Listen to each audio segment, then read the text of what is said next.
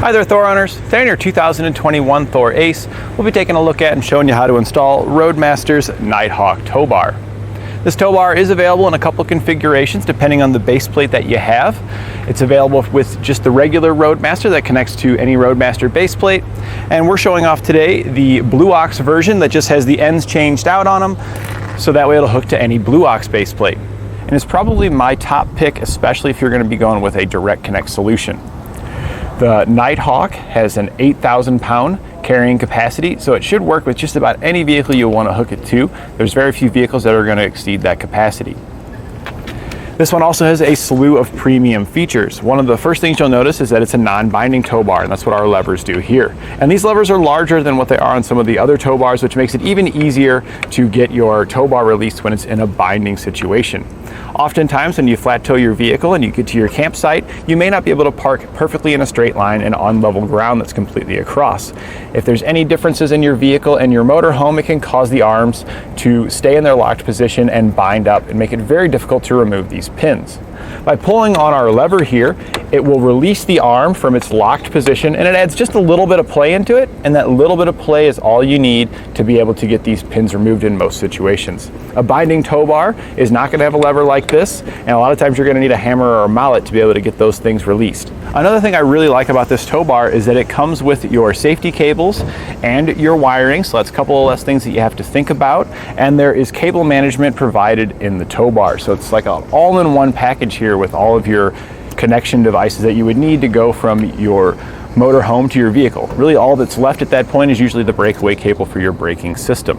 And another cool feature, since the wiring's integrated into this tow bar, it actually has a light bar that runs down each side to increase visibility at night. This is going to make it safer when using this tow bar because it's going to make you pop more in those darker situations, and it just looks cool. It really makes this tow bar stand out. You can tell this is definitely a premium product, and I like that it's wired right into your lighting circuit, so whenever you turn your headlights on or your running lights, it should illuminate these as well. Your tow bar can stay on the back of your motorhome when you're not flat towing your vehicle. We've currently got it in its storage position here, so you can see it keeps it off to one side, and you can wrap all your cables and everything around it to keep them from dragging on the road.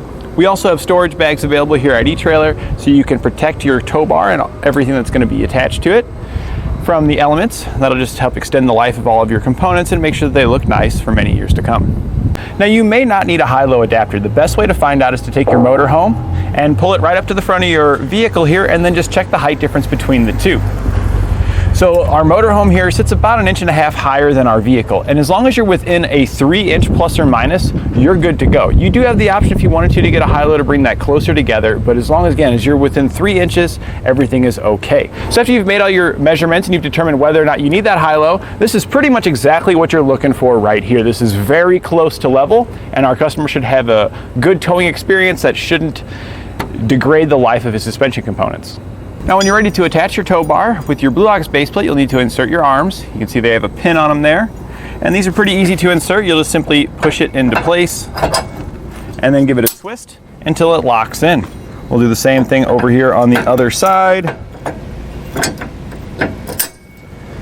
And then we can take our tow bar now and lift it up to attach it.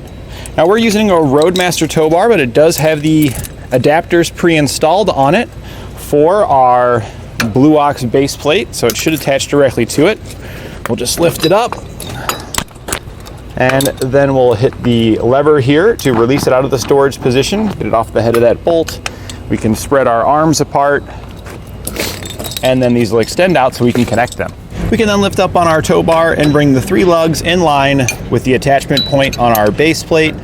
We'll then slide from the outside in our pin and then secure it with the clip on the other side. Our other end of our tow bar is going to attach the same way. We can then finish hooking up the rest of our connections, which will include our safety cables. Also then want to hook up any electrical connections we have. This also came included with our tow bar. And if you have a braking system, you'll want to make sure you hook up your breakaway cable as well.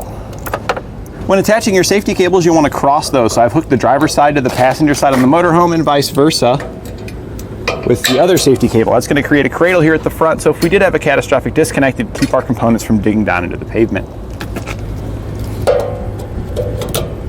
And that completes our installation of Roadmaster's Nighthawk Tow Bar on our 2021 Thor ACE.